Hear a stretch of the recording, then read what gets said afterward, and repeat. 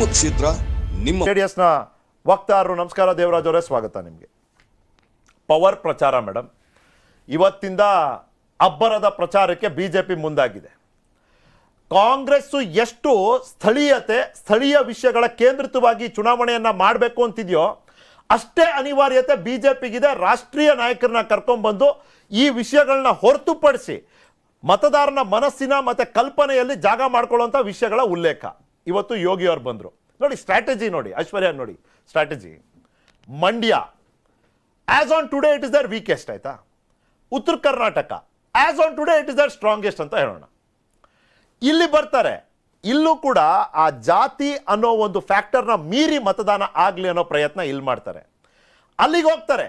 ಉತ್ತರ ಕರ್ನಾಟಕದಲ್ಲಿ ಗಮನಿಸಬೇಕು, ಸದ್ಯದ ಪರಿಸ್ಥಿತಿಯಲ್ಲಿ ಲಿಂಗಾಯತ ಸಮುದಾಯ ಒಂದು ರೀತಿಯಲ್ಲಿ ಡಿವೈಡ್ ಆಗಿದೆ ಅಂತ ಹೇಳದೇ ಇದ್ರೂ ಕೂಡ ಒಂದು ಗೊಂದಲದಲ್ಲಿದೆ. ಈ ಗೊಂದಲದ ನಿವಾರಣೆ ಹೇಗಾಗಬೇಕು? ಲಿಂಗಾಯತ ಅನ್ನೋ ಫ್ಯಾಕ್ಟರ್ನೇ ಅಳಸಾಕ್ಬಿಡ್ಬೇಕು. How do we do that? Hindutva ಅನ್ನೋ ಫ್ಯಾಕ್ಟರ್ ತರ್ತೀನಿ. How do we do that? Yogi ಅನ್ನೋ ನಾಯಕನ ಕರ್ಕೊಂಡ್ಬರ್ತೀನಿ. Madam please.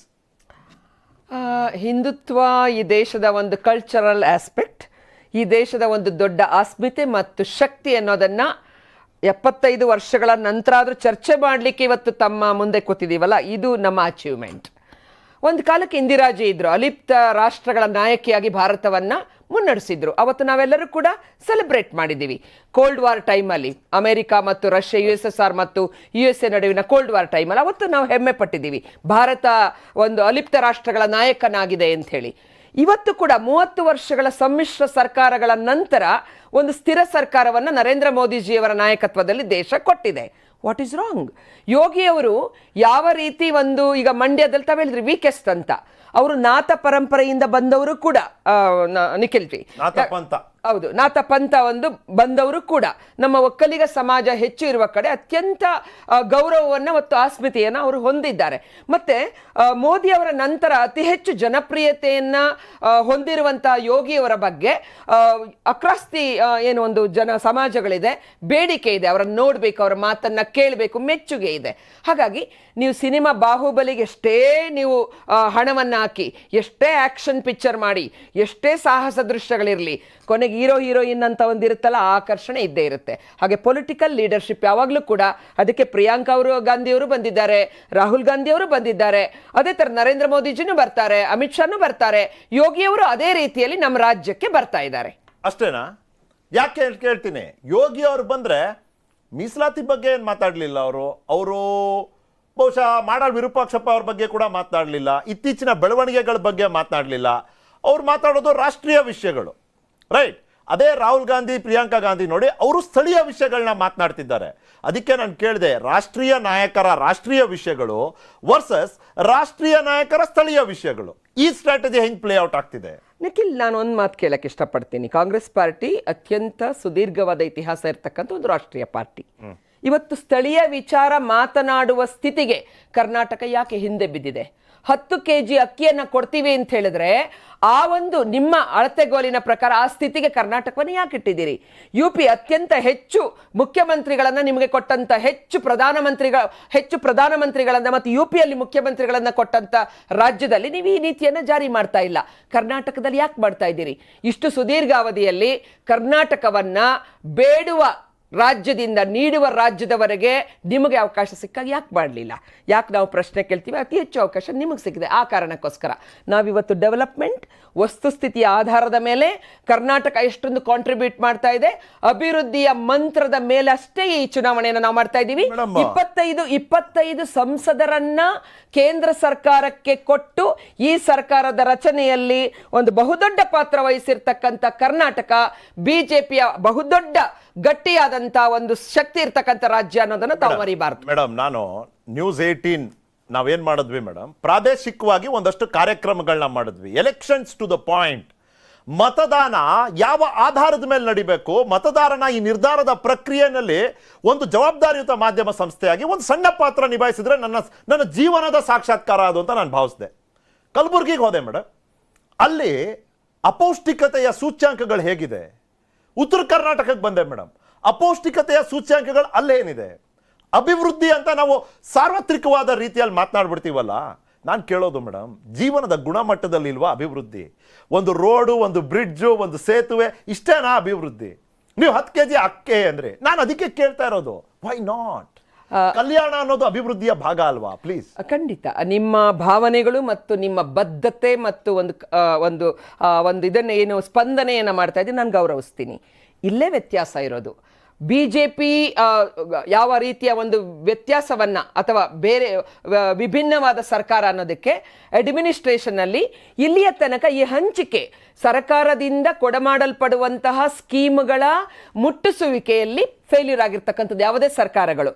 ಆ ನಿಟ್ಟಿನಲ್ಲಿ BJP ಇವತ್ತು ಒಳ್ಳೆಯ ಬೆಸ್ಟ್ ಪರ್ಫಾರ್ಮಿಂಗ್ ಗೌರ್ಮೆಂಟ್ ಆಗಿ ಹೊರಹೊಮ್ಮಿದೆ. ಆ ಸ್ಕೀಮ್ಗಳು ಜನಧನ್ ಅಕೌಂಟ್ ಅದಕ್ಕೆ ಮಾಡಿದ್ದು, ಸೋರಿಕೆ ಇರಬಾರ್ದು, ಮಧ್ಯವರ್ತಿಗಳು ಇರಬಾರ್ದು ಅಂತೇಳಿ. ಇವತ್ತು ಅವೇರ್ನೆಸ್ ಇರಬಹುದು, ಡಿಜಿಟಲ್ ಇಂಡಿಯಾ ಇರಬಹುದು, ಯಾವುದೇ ಸ್ಕೀಮ್, ಕೇಂದ್ರ ಸ್ಕೀಮ್. ಈಗ ಮೋದಿಯವರು ಕೊಡ್ತಕ್ಕಂಥ ಹಣ ರೈತನ ಖಾತೆಗೆ ಹೋಗುತ್ತೆ, ಪೆನ್ಷನ್ ಹಣ ರೈತನ ಖಾತೆಗೆ, ಗರ್ಭಿಣಿದು, ವಿಧವಾ ವೇತನ, ಯಾವುದರಲ್ಲೂ ಕೂಡ ಸೋರಿಕೆ ಇಲ್ಲ. ಅದೇ ಆರ್ಥಿಕ ಒಂದು ಬದ್ಧತೆ ಏನಿದೆ, ಅದೇ ಮೊದಲು ನಿಖಿಲ್ ನಾನು ಹೇಳ್ತಕ್ಕಂಥದ್ದು. ಐ ಥಿಂಕ್ ಇದಕ್ಕೆ ದೇಶ ಕೂಡ ಸ್ಪಂದಿಸಿದೆ. ರಾಜೀವ್ ಗಾಂಧಿಯವರು ಅದನ್ನು ಹೇಳಿದ್ರು, 15 ಪೈಸೆ ರೀಚ್ ಆಗುತ್ತೆ, ನಾನು ಅಟ್ಯಾಕ್ ಮಾಡೋದಕ್ಕೆ ಅದನ್ನು ಬಳಸಲ್ಲ. ಇನ್ನು 85% ಮುಟ್ಟಕ್ಕಾಗ್ತಿಲ್ಲ, ವ್ಯವಸ್ಥೆಯಲ್ಲಿ ಲೋಪದೋಷ ಇದೆ ಅನ್ನೋದನ್ನು ಹೇಳಿದ್ರು. ಇವತ್ತು ಯಾರೇ ಬಂದರೂ ಕೂಡ ಆ ವ್ಯವಸ್ಥೆಯ ಲೋಪದೋಷವನ್ನು ಸರಿಪಡಿಸುವ ನಿಟ್ಟಿನಲ್ಲಿ ಇಂಥವು ಹೇಳಿದ್ರಿ. ಮಾಡಾಳ್ ಕಾನೂನು ವ್ಯವಸ್ಥೆ ನೋಡ್ಕೊಳ್ತಾ ಇದೆ, ತನಿಖಾ ಏಜೆನ್ಸಿಗಳು ನೋಡ್ಕೊಳ್ತಾ ಇದೆ, ನಾವು ಮಾತಾಡಬೇಕಾದ ಅವಶ್ಯಕತೆ ಇಲ್ಲ. ಯೋಗಿ ಅವರು ಏನು ಹೇಳಬೇಕಾಗಿದೆ, ಭಾರತೀಯ ಜನತಾ ಪಾರ್ಟಿ ಯಂಗೆಸ್ಟ್ ಪಾರ್ಟಿ ನಮ್ಮದು. ಇವತ್ತು 5th ಎಕಾನಮಿ ಆಗಿ ಒಂದು ವಿಶ್ವದಲ್ಲಿ ಭಾರತವನ್ನ 5ನೆಯ ಒಂದು ಆರ್ಥಿಕ ದೊಡ್ಡ ರಾಷ್ಟ್ರವನ್ನಾಗಿ ಬಿಂಬಿಸೋದ್ರಲ್ಲಿ ಎಲ್ಲ ರಾಜ್ಯಗಳ ಪಾತ್ರ ಇದೆ, ಕರ್ನಾಟಕವೂ ಸೇರಿದಂತೆ ಯೋಗಿಯವರ ಪಾತ್ರವೂ ಇದೆ. ಹಾಗಾಗಿ ನಮಗದರ ಬಗ್ಗೆ ಬಹಳ ಹೆಮ್ಮೆ ಮತ್ತು ವಿಶ್ವಾಸದಿಂದ ನಾವು ಈ ಚುನಾವಣೆಯನ್ನು ಅಭಿವೃದ್ಧಿ ಮಂತ್ರದ ಮೇಲೆ ನಾವು ಮಾಡ್ತಾ ಇದ್ದೀವಿ. ಮೇಡಮ್, ನಾವು ಇನ್ನೊಂದು ಕಾರ್ಯಕ್ರಮ ಮಾಡ್ತೀವಿ ಐಶ್ವರ್ಯ ಅವರೇ, ಜನ ಮನ ಮತ ಅಂತ. ಆ ಹೆಸರಿದ್ದಂಗೆನೆ ಜನರ ಮನಸ್ಸಲ್ಲಿ ಏನಿದೆ ಅದ್ರ ಪ್ರಕಾರ ಮತ ಹೇಗೆ ಹಾಕ್ತಾರೆ ಅನ್ನೋದು ಆ ಕಾರ್ಯಕ್ರಮದ ಉದ್ದೇಶ. ನಾವು ಒಬ್ರು ಕೇಳಿದ್ವಿ ಇಲ್ಲೇ ಶಿವಾಜಿನಗರದಲ್ಲಿ. ಅವ್ರು ಕೇಳಿದ್ವಿ, ಸರ್ ಹೆಂಗಿದೆ ಸರ್ ಚುನಾವಣೆ, ಹೆಂಗಿದೆ ಪರಿಸ್ಥಿತಿ? ಅವ್ರು ಹೇಳಿದ್ರು, ರಾಮರಾಜ್ಯ ಬಂದರು ರಾಗಿ ಬೀಸೋದು ತಪ್ಪಲ್ಲ ಸರ್ ಅಂತ. ಅಂದರೆ ನಾನು ಏನು ಹೇಳಕ್ಕೆ ಹೊರಟೆ, ನೀವು ಹೇಳಿದ್ರಲ್ಲ 5th ಬಿಗ್ಗೆಸ್ಟ್ ಎಕಾನಮಿ. ಮೇಡಮ್, ನನಗೆ ತುಂಬ ಹೆಮ್ಮೆ ಇದೆ. ಭಾರತ 5th ಅಲ್ಲ, 1st biggest economy, the biggest economy in the world ಆಗಬೇಕು. ನನಗೆ ತುಂಬ ಹೆಮ್ಮೆ ಇದೆ, ಆ ನಿರೀಕ್ಷೆ ಕೂಡ ಇದೆ. ಅದಕ್ಕೆ ನನ್ನಿಂದ ನಾಗರಿಕನಾಗಿ ಏನು ಮಾಡಬೇಕು, ನಾನು ಸತತ ಪ್ರಯತ್ನ ಮಾಡ್ತಿರ್ತೀನಿ. ಪ್ರಶ್ನೆ ಇರೋದು ಎಕಾನಮಿ ಇದೆಲ್ಲ ನಾವು ಈ AC ರೂಮಲ್ಲಿ ಕುತ್ಕೊಂಡು ಮಾತಾಡೋಕೆ ಸರಿ, ಬಡವನ ಮನೆಗೆ ಹೋಗಿ ಕೇಳಿ ಏನು ವಿಷಯ ಅಂತ. ಐಶ್ವರ್ಯ ಅವರೇ, ಪ್ರಚಾರದ ಅಬ್ಬರ 10 seconds ಹೇಳ್ಬಿಡಿ. ರಾಮರಾಜ್ಯ ಬಂದ್ರು ರಾಗಿ ಬಿಸೋದು ತಪ್ಪಬಾರದು. ಬಸವಣ್ಣ ಹೇಳಿದ್ದು ಕಾಯಕವೇ ಕೈಲಾಸ ಅಂತ.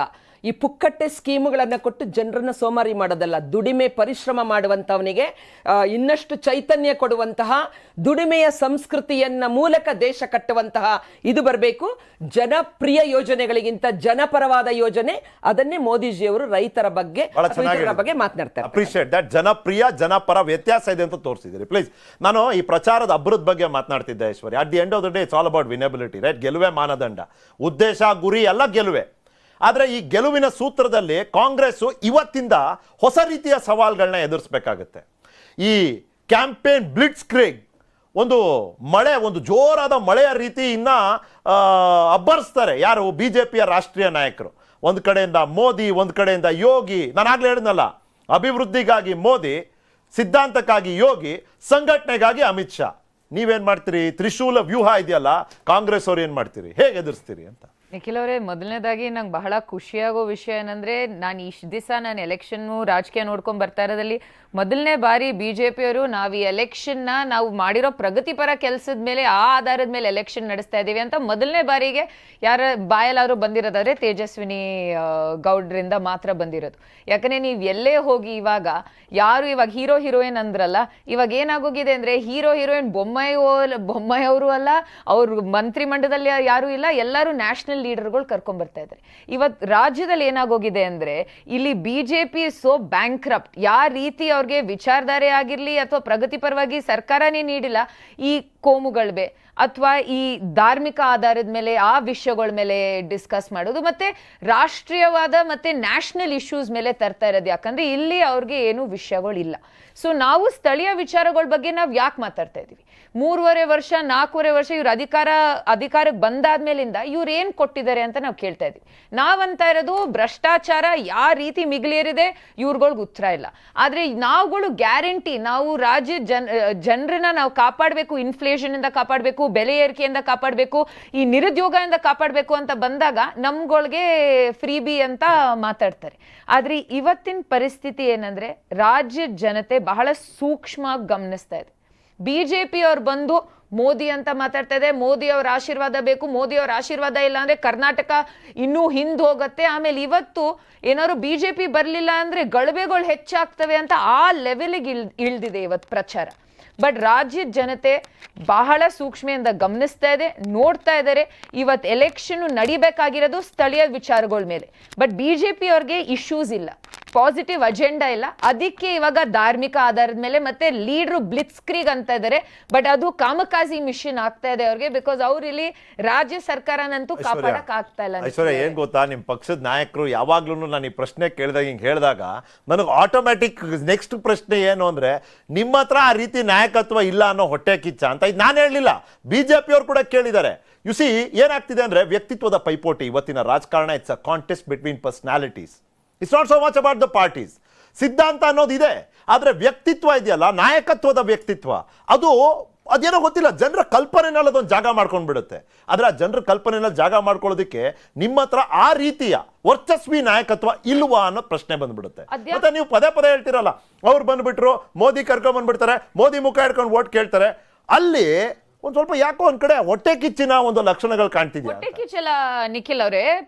ಪ್ರಧಾನ ಮಂತ್ರಿ ಮೋದಿ ಅವ್ರನ್ನ ಮುಖ್ಯಮಂತ್ರಿ ಮಾಡಂಗಿದ್ರೆ ಕರ್ಕೊಂಬನ್ನಿ, 50 ಸತಿ ಅಲ್ಲ 100 ಸತಿ ಕರ್ಕೊಂಬನ್ನಿ. ಯಾಕಂದ್ರೆ ಇವತ್ತೇನಾಗಿದೆ ಅಂದ್ರೆ ಬೊಮ್ಮಾಯಿ ಅವ್ರ ಬಗ್ಗೆ ಯಾರು ಮಾತಾಡ್ತಾ ಇಲ್ಲ, ಅವ್ರ ಸರ್ಕಾರದ ಬಗ್ಗೆ ಮಾತಾಡ್ತಾ ಇಲ್ಲ, ಅವ್ರ ಆಡಳಿತದ ಬಗ್ಗೆ ಮಾತಾಡ್ತಾ ಇಲ್ಲ. ಎಲ್ಲ ಅಡ್ವರ್ಟೈಸ್ಮೆಂಟ್ ಅಲ್ಲಿ ಪಾಪ ಬೊಮ್ಮಾಯಿಯಲ್ಲಿ ಇಷ್ಟಿದ್ರೆ ಮೋದಿ ಅವ್ರು ಇಷ್ಟು ದೊಡ್ಡದಾಗ ಅಡ್ವರ್ಟೈಸ್ಮೆಂಟ್ ಹಾಕೊಂಡಿದ್ದಾರೆ. ಆಯ್ತಾ, ಅವ್ರೇನಾದ್ರು ಮುಖ್ಯಮಂತ್ರಿ ಆಗಂಗಿದ್ರೆ ಅವ್ರ ಆಧಾರದ ಮೇಲೆ ಇದ್ರಿ. ನಮ್ ರಾಜ್ಯದಲ್ಲಿ ನಾವೇನ್ ಹೇಳ್ತಾ ಇರೋದು, ನಮ್ಮ ಮೇನ್ ಕ್ಯಾರೆಕ್ಟರ್ಗಳು ಮಲ್ಲಿಕಾರ್ಜುನ್ ಖರ್ಗೆ ಅವರು ಇದ್ದಾರೆ, ಡಿ ಕೆ ಶಿವಕುಮಾರ್ ಅವರು ಇದ್ದಾರೆ, ಸಿದ್ದರಾಮಯ್ಯನವರು ಇದ್ದಾರೆ. ಅಲ್ಲಿ ಅವ್ರ ಜೊತೆ ಮತ್ತೆ ಬೇರೆ ಎಷ್ಟು ರಾಷ್ಟ್ರೀಯ ನಾಯಕರು ಕೂಡ ಬರ್ತಾ ಇದ್ದಾರೆ. ಬಟ್ ಇವ್ರ ಬಿಜೆಪಿ ಅವ್ರಿಗೆ ಸೆಕೆಂಡ್ ಲೆವೆಲ್ ಚೀಫ್ ಮಿನಿಸ್ಟರ್ಸ್ ಎಲ್ಲ ಎಷ್ಟು ವೀಕ್ ಆಗೋಗಿದ್ದಾರೆ ಅಂದ್ರೆ, ಪಬ್ಲಿಕ್ ಅಲ್ಲಿ ಬಂದ್ ಅಂತಾರೆ ಬೇರೆ ಯಾರಿಗೂ ನೋಡಿ ನೀವು ವೋಟ್ ಹಾಕ್ಬೇಡಿ, ಮೋದಿ ಅವ್ರಿಗೆ ವೋಟ್ ಹಾಕಿ ಅಂತ. ಇದೇನು 24ನ ಏನಂತೀನಿ ಪಾರ್ಲಿಮೆಂಟ್ರಿ ಎಲೆಕ್ಷನ್? ರಾಜ್ಯದಲ್ಲಿ ರಾಜ್ಯ ನಾಯಕತ್ವ ತಾನೇ ಅದಕ್ಕೆ ಪ್ರಾತಿನಿಧ್ಯ ನೀಡಬೇಕು, ಅದನ್ನ ನೀಡ್ತಾ ಇಲ್ಲ. ಇವ್ರು ಬೈಪಾಸ್ ಮಾಡಿ ಪಾಪ ಬೊಮ್ಮಾಯಿ ಅವ್ರ ಹೆಸರೇ ಮರ್ತೋಗ್ತಾರೆ. ಇದನ್ನ they train to bypass the state leadership and Bommai ಅವ್ರನ್ನ ತೆಗ್ದಾಕಿ ಇವಾಗ ಹೋಗಿ ಮೋದಿ ಮೋದಿ ಅಂತ ಉತ್ತರಾಖಂಡಲ್ಲಿ ಟ್ರೈ ಮಾಡಿದ್ರು, ಹಿಮಾಚಲಲ್ಲೂ ಟ್ರೈ ಮಾಡಿದ್ರು. ಒಂದೊಂದ್ ಕಡೆ ಆಗತ್ತೆ, ಒಂದೊಂದ್ ಕಡೆ ಆಗಲ್ಲ. ಅದೇ ಕರ್ನಾಟಕದಲ್ಲಿ ನೀವು ನೋಡಿ, ನಾವು ಲೋಕಲ್ ವಿಚಾರಗಳ ಮೇಲೆ ನಾವು ಎಲೆಕ್ಷನ್ ನಡೆಸ್ತಾ ಇದೀವಿ. ಬಿಜೆಪಿ ಅವ್ರಿಗೆ ಕೌಂಟರ್ ಇಲ್ಲ, ಅದಕ್ಕೆ ಆಂಟಿ ನ್ಯಾಷನಲ್ ಅಂತ ಮಾತಾಡ್ತಾರೆ, ಗಳಬೆಗಳ ಬಗ್ಗೆ ಮಾತಾಡ್ತಾರೆ, ಮೋದಿ ಮೋದಿ ಮೋದಿ ಅಂತಾರೆ. ಅಲ್ಲ, ನೀವು ಒಂದೊಂದ್ ಕಡೆ ಆಗುತ್ತೆ ಒಂದೊಂದ್ ಕಡೆ ಆಗಲ್ಲ ಅಂದ್ರಲ್ಲ, ಅವಾಗ ನನಗೆ ನೆನಪಾಯ್ತು, ನಿಮ್ಮ ಗ್ಯಾರಂಟಿ ಸ್ಕೀಮ್ ಇದೆಯಲ್ಲ, ಅದು ಕೂಡ ಒಂದೊಂದ್ ಕಡೆ ಆಗುತ್ತೆ ಒಂದೊಂದ್ ಕಡೆ ಆಗಲ್ಲ. ಛತ್ತೀಸ್ಗಢದಲ್ಲಿ ಆಗ್ಲಿಲ್ಲ, ರಾಜಸ್ಥಾನದಲ್ಲಿ ಆಗ್ಲಿಲ್ಲ. ಅರೆ, I can give you examples. What you promised and what you delivered, ಅದ್ರ ನಡುವೆ ದೊಡ್ಡ ಅಂತರ ಇದೆ. ನಾನು ಹೇಳೋದು ಏನ್ ಗೊತ್ತಾ, ಜನ, ನೀವು ಹೇಳಿದ್ರಲ್ಲ ಜನ ಎಷ್ಟು ಸೂಕ್ಷ್ಮತೆಯಿಂದ ಗಮನಿಸ್ತಿದ್ದಾರೆ ಅಂತ, ಇದನ್ನೂ ಗಮನಿಸ್ತಾರೆ. ನೀವು ಒಂದು ಗ್ಯಾರಂಟಿಯನ್ನ ಕೊಡ್ತೀರಿ, ಬಹಳ ಸಂತೋಷ, ಆದ್ರೆ ಅದರ ಅನುಷ್ಠಾನ ಯಾವ ರೀತಿ ಆಗುತ್ತೆ ಅನ್ನೋದ್ರ ಬಗ್ಗೆ ಕ್ಲಾರಿಟಿ ಇಲ್ಲ ಇವತ್ತಿಗೂ. ಹೇಳ್ತಾ ಬಂದಿದ್ದೀರಿ ನೀವು, ದಟ್ಸ್ ಫೈನ್. ನಾನು ಕೇಳೋದು, ಗ್ಯಾರಂಟಿ ಆಶ್ವಾಸನೆ ಮೇಲೆ ಚುನಾವಣೆ ನಡೀತಿದ್ಯಾ, ಅಥವಾ ಚುನಾವಣೆಯಲ್ಲಿ ಇರುವಂತ ಒಂದು ಭಾವನೆ, ಆ ಭಾವನೆಗೆ ನಿಮ್ಮಲ್ಲಿರುವಂತಹ ಒಂದು ಸ್ಟ್ರಾಟಜಿ ಏನು? ಆ ಭಾವನೆ ಕೆರಳಿಸ್ಬೇಕಲ್ಲ ಮತದಾರನಲ್ಲಿ. ಈ ಭಾವನೆ ಇವತ್ತು ಈ ಚುನಾವಣೆಯ ಭಾವನೆ ಏನಂದ್ರೆ, ಭ್ರಷ್ಟ ಸರ್ಕಾರನ ಕಿತ್ತು ಹಾಕಿ ಬೇರೆ ಒಳ್ಳೆ ಆಡಳಿತ ಕೊಡುವಂತ ಸರ್ಕಾರನ ತರಬೇಕು ಅಂತ ಜನರು ಮನಸ್ಸಲ್ಲಿದೆ. ಈ 40% ಕಮಿಷನ್ ಅನ್ನ ನಾವ್ ಹೇಳಿಲ್ಲ ನಿಖಿಲ್ ಅವರೇ, ಯಾರು ಮೊದಲು ಹೇಳಿದ್ರು? ಕಾಂಟ್ರಾಕ್ಟರ್ ಅಸೋಸಿಯೇಷನ್ ಅವರು, ಪಬ್ಲಿಕ್ ಸ್ಕೂಲ್ ಅಸೋಸಿಯೇಷನ್ಗಳು, ಆಮೇಲೆ ಮಠಾಧೀಶರೇ ಹೇಳಿದ್ರು. ಪಾಪ ಅವ್ರಿಗೆ 10% ಡಿಸ್ಕೌಂಟ್ ಆದ್ರೂ ಕೊಟ್ರು ಈ ಸರ್ಕಾರದವರು. ಪ್ರತಿಯೊಬ್ರು ಬಟ್ BBMP 50% ಹಾಕೊಂಡ್ರು ಕಮಿಷನ್ ಅಲ್ವಾ. ಸೊ ಬ್ಯಾಲೆನ್ಸ್ ಆಯ್ತು ಅಲ್ಲಿ. ಸೊ ಇವಾಗ ಜನರಿಗೂ ಯಾವ ತರ ಬೇಸತ್ ಹೋಗಿದ್ದಾರೆ ಅಂದ್ರೆ, ಅವ್ರಿಗೆ ದುರಾಡಳಿತದ ಯಾವ ತರ ಬೇಸತ್ ಹೋಗಿದ್ದಾರೆ, ಅವ್ರಿಗೆ ಒಳ್ಳೆ ಆಡಳಿತ ಕೇಳ್ತಾ ಇದಾರೆ. ಕಾಂಗ್ರೆಸ್ ಅವ್ರು ಹೇಳ್ತಾ ಇರೋದಿಷ್ಟೇ. ಆಮೇಲೆ ನೀವು ಅಂದ್ರಿ ಛತ್ತೀಸ್ಗಢಲ್ಲಿ ನೀವು ನೋಡಿ ಎಂಪ್ಲಾಯ್ಮೆಂಟ್ ಗ್ಯಾರಂಟಿ ಸ್ಕೀಮ್ ಕೊಟ್ವಾ ಇಲ್ವಾ? ಕೊಟ್ವಿ. ನಾವು ರೇಷನ್ ಸ್ಕೀಮ್ ಕೊಟ್ವಾ? ಕೊಟ್ವಿ. ಇವಾಗ ನಾವು ಆಲ್ಸೋ ಫಿಲ್ಲಿಂಗ್ ಅಪ್ ವೇಕೆನ್ಸೀಸ್ ರಾಜಸ್ಥಾನಲ್ಲಿ ಮಾಡಿದೀವಿ. ನಾವು ಕೊಟ್ಟಿರೋಂತ ಗ್ಯಾರಂಟಿ ಖರ್ಗೆ ಅವರು ಹೇಳಿದ್ದಾರೆ. ಸ್ಟ್ಯಾಟಿಸ್ಟಿಕ್ಸ್ ಅಂತ ನನ್ನ ನೆನಪಿರೋದು ಬರೀ ಆ ಗೃಹಲಕ್ಷ್ಮಿ ಯೋಜನೆ ಅಂತ, ಅಲ್ಲೂ ಕೂಡ ನೀವು ಇದೇ ರೀತಿ ಆಶ್ವಾಸನೆ ತಮಿಳ್ನಾಡಲ್ಲೂ ನಮ್ಮ ಆಶ್ವಾಸನೆ ತಗೊಂಡು ಹೋಗಿ ಮುಂದೆ ಅನೌನ್ಸ್ ಮಾಡಿದ್ದಾರೆ ಅವರು. ಬಟ್ ನಾನು ಕೇಳ್ತಿರೋದು ಒಂದ್ ಕಡೆ ಆಗುತ್ತೆ, ಒಂದ್ ಕಡೆ ಆಗೋದಿಲ್ಲ. ನಮ್ದಿರೋ ನಮ್ದು ಯಾವ ರಾಜ್ಯಗಳಲ್ಲಿ ನಾವು ಅಧಿಕಾರದಲ್ಲಿ ಇದೀವೋ ಅದಾಗಿದೆ. ಓಲ್ಡ್ ಪೆನ್ಷನ್ ಸ್ಕೀಮ್ ತರ್ಬೇಕಂದ್ರೂ ನಾವ್ ಇವಾಗ ಹಿಮಾಚಲ್ ಪ್ರದೇಶಲ್ಲಿ ಪುನಃ ತಂದಿದೀವಿ. ಇವಾಗ ಹೆಣ್ಮಕ್ಳಿಗೆ ದುಡ್ಡು ಕೊಡ್ಬೇಕಂತ ಆಯ್ತು, ಆಗ್ಲೇ ಆ DBT ಟ್ರಾನ್ಸ್ಫರ್ ಶುರು ಆಗಿದೆ. ಇವಾಗ ರಾಜಸ್ಥಾನದಲ್ಲಿ ವೇಕೆನ್ಸೀಸ್ಗಳು ಲೋಕಲ್ಸ್ಗೆ ಕೊಡ್ಬೇಕು ಅಂತ ಇತ್ತು, ಅದನ್ನು ಮಾಡಾಗಿದೆ. ಛತ್ತೀಸ್ಗಢಲ್ಲಿ ಟ್ರೈಬಲ್ ವೆಲ್ಫೇರ್ ಇಂಪ್ರೂವ್ಡ್ ಫಂಡಿಂಗ್ ಕೊಡ್ಬೇಕಂತ ಪ್ರಾಮಿಸ್ ಮಾಡಿದ್ವಿ, ಅದನ್ನು ಮಾಡಿದೀವಿ. ಮಲ್ಲಿಕಾರ್ಜುನ್ ಖರ್ಗೆ ಸಾಹೇಬ್ರು ಬಹಳ ಸ್ಪಷ್ಟವಾಗಿ ಹೇಳಿದ್ದಾರೆ, ಮೊದಲನೇ ಕ್ಯಾಬಿನೆಟ್ ಮೀಟಿಂಗ್ ಅಲ್ಲಿ ಈ 5 ಗ್ಯಾರಂಟಿಗೆ ನಾವು ಜಾರಿ ತರಲಿಲ್ಲ ಅಂದ್ರೆ ಯಾರು CM ಆಗ್ತಾರೋ ಅವ್ರನ್ನ ವಜಾ ಮಾಡ್ತೀವಿ, ಅದು ನಾನು ನಿಮಗೆ ಪ್ರಾಮಿಸ್ ಮಾಡ್ತಾ ಇದ್ದೀನಿ ಅಂತ ಸ್ಪಷ್ಟವಾಗಿ ಹೇಳಿದ್ದಾರೆ. Congress has delivered. ಇವಾಗ ಬಿಜೆಪಿ ಅವ್ರ ಪ್ರಣಾಳಿಕೆ ನೋಡಿ, ಯಡಿಯೂರಪ್ಪನವರು ಪಾಪ ಮುಂದೆ ನಿಂತ್ಕೊಂಡು ಈಗ ಪ್ರಣಾಳಿಕೆ ನೋಡೋ ಸಮಯ ಅಲ್ಲ, ಈಗ ಪ್ರಚಾರ ನೋಡೋ ಸಮಯ. ಅದಕ್ಕೆ ಪವರ್ ಪ್ರಚಾರದ ಪ್ರಚಾರ ಮಾಡ್ತಾ ಇದ್ದೀವಿ. ದೇವರಾಜ್ ಅವರೇ, ಸ್ಥಳೀಯತೆ ಅಂತ ಬಂದ್ರೆ ನಿಮಗಿರೋ ಅಂತ ಅಡ್ವಾಂಟೇಜು ಆ ಎರಡೂ ಪಕ್ಷಗಳಿಗಿಲ್ಲ ಅಂತ. ಆ ಪ್ರಾದೇಶಿಕತೆ ಸ್ಥಳೀಯತೆ ಅನ್ನೋ ವಿಷಯದಲ್ಲಿ JDS ಒಂದು ರೀತಿಯಲ್ಲಿ ನ್ಯಾಚುರಲ್ ಅಡ್ವಾಂಟೇಜ್ ಎಂಜಾಯ್ ಮಾಡುತ್ತೆ. ಹೇಗೆ ಕ್ಯಾಪಿಟಲೈಸ್ ಮಾಡ್ತಿದ್ದೀವಿ? ಖಂಡಿತ. ಈಗ ನನಗೆ ಸ್ವಲ್ಪ ಕಾಲಾವಕಾಶ ಬೇಕಾಗುತ್ತೆ, ಯಾಕಂದ್ರೆ ಎರಡು ರಾಷ್ಟ್ರೀಯ ಪಕ್ಷಗಳು ಸುದೀರ್ಘವಾಗಿ ಸಮಯವನ್ನು ತಗೊಂಡಿದ್ದಾರೆ ಮಾಡಿ ನನಗೆ. ಈಗ ಒಂದು ಸಣ್ಣ ಉದಾಹರಣೆಯನ್ನು ನಿಮ್ಮ ಮುಂದೆ ಹೇಳ್ತೇನೆ. ಈಗ ನಮ್ಮ ನಾಲ್ವಡಿ ಕೃಷ್ಣರಾಜ ಒಡೆಯರ್ ಮಹಾರಾಜರು ನಮಗೆ KRS ಡ್ಯಾಮ್ ಕಟ್ಟಿದಂಥ ಸಂದರ್ಭದಲ್ಲಿ ಆ ಹಿಂಭಾಗದ ಒಂದು ಡಿಸ್ಟ್ರಿಬ್ಯೂಷನ್ ಚಾನಲ್ನೆಲ್ಲ ಮಾಡಿದ ಮೇಲೆ 90,000 ಹೆಕ್ಟೇರ್ಗೆ ನೀರಾವರಿಯನ್ನು ಒದಗಿಸ್ತಾರೆ ಹಳೆ ಮೈಸೂರು ಭಾಗದಲ್ಲಿ. ಆ 1962ರಲ್ಲಿ ಮಾನ್ಯ ದೇವೇಗೌಡರು ಕಾವೇರಿ ವಿಷಯದಲ್ಲಿ ಖಾಸಗಿ ನಿರ್ಣಯವನ್ನು ವಿಧಾನ ಕಲಾಪದಲ್ಲಿ ಮಂಡನೆ ಮಾಡಿದ ನಂತರ ಈ ರಾಜ್ಯದಲ್ಲಿ ಆರಂಗಿ ಆಗುತ್ತೆ, ಯಗಚಿ ಆಗುತ್ತೆ, ಕಬಿನಿ ಆಗುತ್ತೆ, ಹೇಮಾವತಿ ಡ್ಯಾಮ್ಗಳಾಗತ್ವೆ. ಇಷ್ಟು ಹೋರಾಟಗಳು ಮಾಡಿ ಸುದೀರ್ಘವಾಗಿ ಮಾಡಿದ ನಂತರ ಬರಗಾಲ ಪೀಡಿತವಾದಂಥ KR ಪೇಟೆ ಇರ್ಬೋದು, ನಾಗಮಂಗಲ ಇರ್ಬೋದು, ತುಮಕೂರು ಜಿಲ್ಲೆಗಳಿರ್ಬೋದು, ಎಲ್ಲವೂ ಸಹ ಹಸಿರುಮಯವಾಗತ್ತೆ. ಆವಾಗ ಎಷ್ಟು ಎಕರೆಗೆ ಬರುತ್ತೆ ಗೊತ್ತಾ? 4 ಲಕ್ಷ ಹೆಕ್ಟೇರ್ಗೆ ಬರುತ್ತೆ. ಸಾಧನೆ ಯಾರ್ದು? 90,000 ಹೆಕ್ಟೇರಿಂದ 4 ಲಕ್ಷ ಹೆಕ್ಟೇರ್ಗೆ ಬರುತ್ತೆ. ಯಾರ ಸಾಧನೆ? ಪೂಜ್ಯ ದೇವೇಗೌಡರ ಸಾಧನೆ. ಒಂದು ಆಯ್ತಲ್ಲಿಗೆ. ಈಗ ಕೃಷ್ಣ ಕೊಳ್ಳಕ್ಕೆ ಬರೋಣ. ನಮ್ಮ ರಾಜ್ಯದಲ್ಲಿ ನಮಗೆ 2 ಕಣ್ಣು. ನಮಗೆ ಒಂದು ಕಾವೇರಿ, ಇನ್ನೊಂದು ಕೃಷ್ಣಕ್ಕೆ ಬರೋಣ. ಕೃಷ್ಣದಲ್ಲಿ ಆಲಮಟ್ಟಿ ಡ್ಯಾಮನ್ನು ನಾವು ಕಟ್ತೀವಿ. ಬಚಾವತ್ ಆಯೋಗದ ತೀರ್ಪು ನಮ್ಮ ಮುಂದೆ ಇರುತ್ತೆ. ಅದಕ್ಕೆ ಇಂತಿಷ್ಟು ದಿನಾಂಕದಲ್ಲಿ ಅದನ್ನು ಉಪಯೋಗಿಸ್ಕೊಳ್ಳಿಲ್ಲ ಅಂತಂದರೆ ಆಂಧ್ರಾಗೆ ಬಿಟ್ಕೊಡ್ಬೇಕಾದಂಥ ಪರಿಸ್ಥಿತಿ ಇರುತ್ತೆ. ತಕ್ಷಣನೇ ದೇವೇಗೌಡರು ಏನು ಮಾಡ್ತಾರೆ? ಅಲ್ಲಿಗೆ ನಾವು ಬರೋಣ.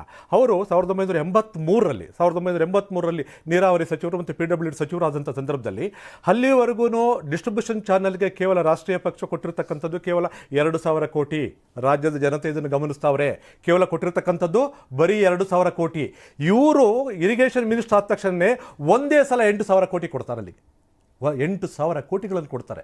ಮುಂದೆ ದೇವೇಗೌಡರು 1996ರಲ್ಲಿ ನಮ್ಮ ಭಾರತ ದೇಶದ ಪ್ರಧಾನಮಂತ್ರಿಗಳಾದಂಥ ಸಂದರ್ಭದಲ್ಲಿ ಹೌದು ಕೃಷ್ಣಾಕೊಳದ ನದಿಯನ್ನು ನಾವು ಬಳಸ್ಕೊಳ್ಳಿಲ್ಲ ಅಂತಂದರೆ ಬಚಾವತ್ ತೀರ್ಪನ್ನು ನಾವು ಸಂಪೂರ್ಣವಾಗಿ ನಾವು ಅದರೊಳಗಡೆ ನಿಗದಿತ ಅವಧಿಯಲ್ಲಿ ಬಳಸ್ಕೊಳ್ಳಿಲ್ಲ ಅಂತಂದರೆ ಬೇರೆ ರಾಜ್ಯ ಕೊಟ್ಟೋಗುತ್ತೆ ಅಂತೇಳಿ ತಕ್ಷಣವೇ ಆಲಮಟ್ಟಿ ಡ್ಯಾಮಿನ ಎತ್ತರವನ್ನು 524 ಮೀಟರ್ಗೆ ಎತ್ತರಿಸ್ಕೊಡ್ತಾರೆ. ಎರಡನೇ ಬೃಹತ್ ಕಾರ್ಯವನ್ನು ಮಾಡಿಕೊಡ್ತಾರೆ. 30 TMC ನೀರನ್ನು ಹಿಡಿದಿರ್ತಕ್ಕಂಥ ನಾರಾಯಣಪುರ ಡ್ಯಾಮನ್ನು ಇವತ್ತಿನ ದಿವಸ ನಮ್ಮ ರಾಜ್ಯಕ್ಕೆ ಅರ್ಪಣೆ ಮಾಡಿಕೊಡ್ತಾರೆ. ಇವೆಲ್ಲ ಡಿಸ್ಟ್ರಿಬ್ಯೂಷನ್ ಚಾನಲ್ಸ್ ಬಂದಾಗ ಅವ್ರಿಗೆ ಗೊತ್ತಿರುತ್ತೆ ದೇವೇಗೌಡರಿಗೆ ಈ ರಾಜ್ಯದಲ್ಲಿ ಕೃಷ್ಣಾಕೊಳದ ನೀರನ್ನು ಬಳಸ್ಕೊಳ್ಳಿಲ್ಲ ಅಂತಂದರೆ ಉತ್ತರ ಕರ್ನಾಟಕ ಶಾಶ್ವತವಾಗಿ ಬರಗಾಲಕ್ಕೆ ಒಳಗಾಗತ್ತೆ ಅಂತ ಹೇಳಿ ತಕ್ಷಣ ಏನು ಮಾಡ್ತಾರೆ?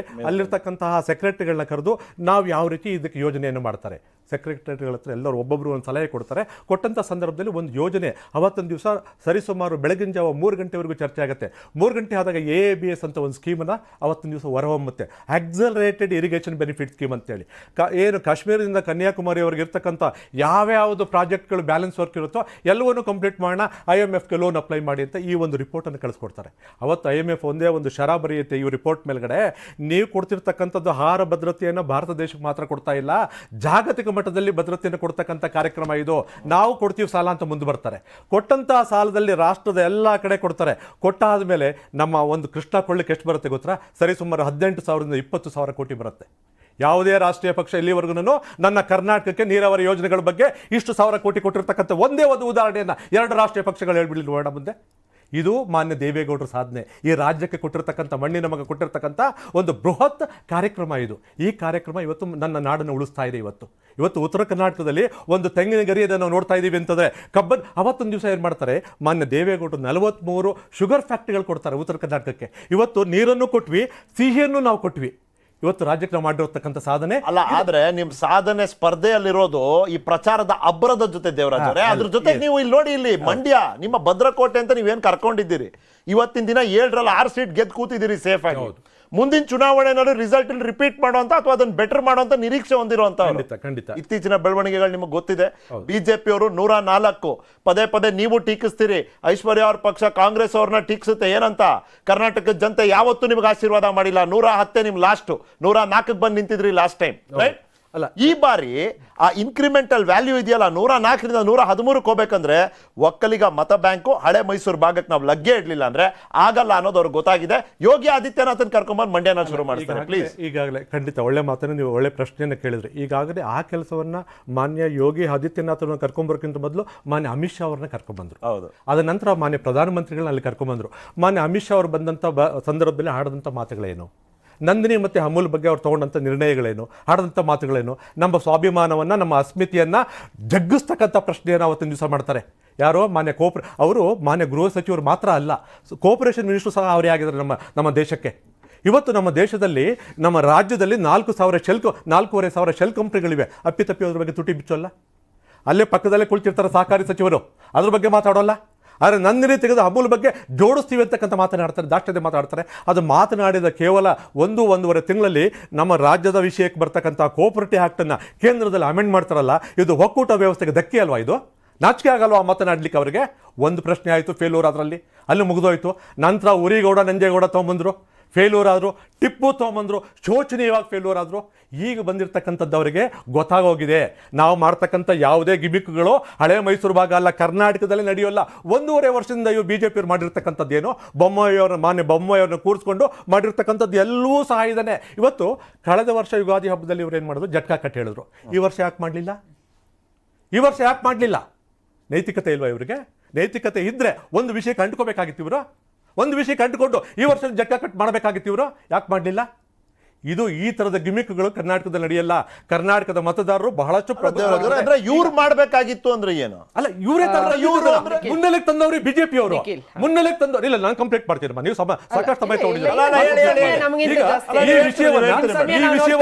ಈ ವಿಷಯವನ್ನ ತಂದಂತವ್ರೆ ಬಿಜೆಪಿ ಅವರು. ಇಲ್ಲ, ನಿಮ್ದು ಜಾಸ್ತಿ ಈ ವಿಷಯವನ್ನ ಮುನ್ನೆಲೆಗೆ ತಂದವರೇ ಬಿಜೆಪಿ ಅವರು. ಮಾತಾಡ್ತೀರಿ ಜಟ್ಕಾ ಕಟ್ ವಿಷಯವನ್ನ ತಂದಂತವ್ರೆ ಬಿಜೆಪಿ ಅವರು. ಬಿಜೆಪಿ ಅಂಗಪಕ್ಷಗಳು, ಅಂಗಸಂಸ್ಥೆಗಳೇ ತಂದಿದ್ದು. ಇದ್ರ ಬಗ್ಗೆ ಎರಡು ಮಾತಿದ್ದಿಲ್ಲ. ಈಗೇನಾಗಿದೆ, ಮಂಡ್ಯ ವಿಷಯಕ್ಕೆ ಬಂದ್ರಿ. ಮಾನ್ಯ ಮೋದಿಯವರು ಏನು ಮಾತಾಡಿದ್ರು?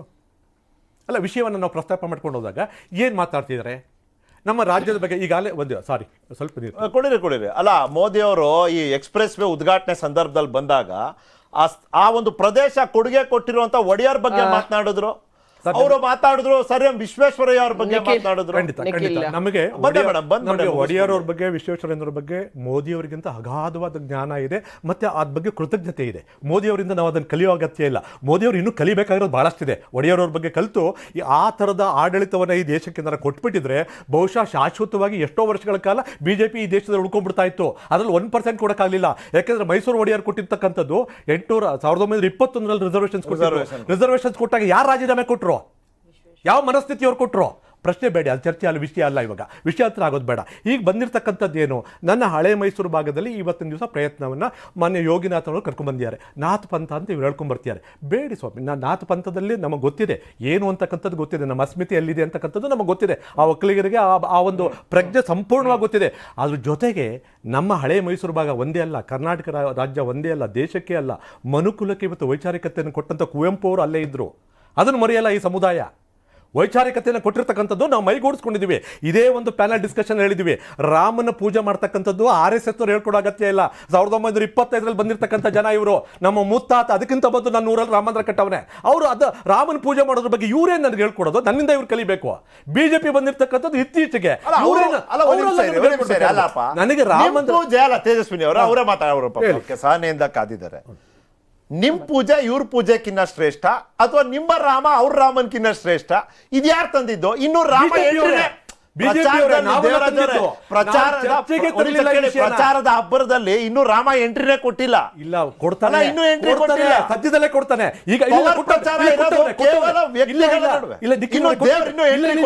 ಕೊಟ್ಟಿದ್ದಾನೆ. ಹೇಳಿ, ರಾಮನಗರದಲ್ಲಿ ಕೊಡ್ಲಿಲ್ಲ, ರಾಮನಗರದಲ್ಲಿ ಕೊಟ್ಟಿದ್ದಾರೆ. ರಾಮನಗರದಲ್ಲಿ ಕೊಡೋಕ್ಕಿಂತ ನಮಗೆ ರಾಮನ ಪೂಜೆ ಮಾಡೋದನ್ನ ಮೊದಲೇ ಬೆಟ್ಟದ ಮೇಲ್ಗಡೆ ಕಟ್ಬಿಟ್ಟಿದ್ದೀವಿ.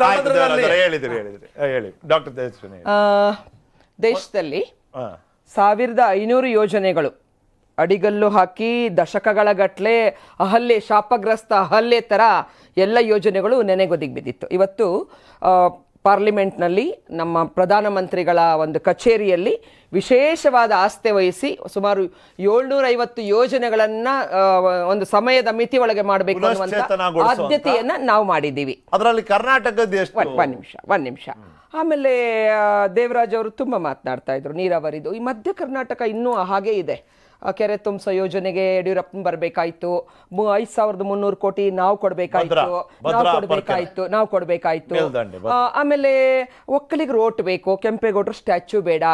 ಆಮೇಲೆ ಇಲ್ಲಿ 2 ವಿಧಾನಸೌಧ, ಒಂದು SM ಕೃಷ್ಣಾಜಿ ಕಟ್ಟಿದ್ರು, ಮತ್ತೊಂದು ಕೆಂಗಲ್ ಹನುಮಂತಯ್ಯಜಿ ಕಟ್ಟಿದ್ರು. ಅದ್ರ ನಡುವೆನೆ ದೊಡ್ಡ ವಿಶ್ವವಿಖ್ಯಾತ ಹಾಕ್ಬೇಡಿ. ಯಾರು ನೀವು ಕಟ್ಟಿದ್ದು, ನೀವು ಯಾರ ಜೊತೆ ಕಟ್ಟಿದ್ದೀರಿ, ಯಾರು ಸರ್ಕಾರದಲ್ಲಿ ಕಟ್ಟಿದ್ದೀರಿ ಅದನ್ನು ಸ್ಮರಣೆ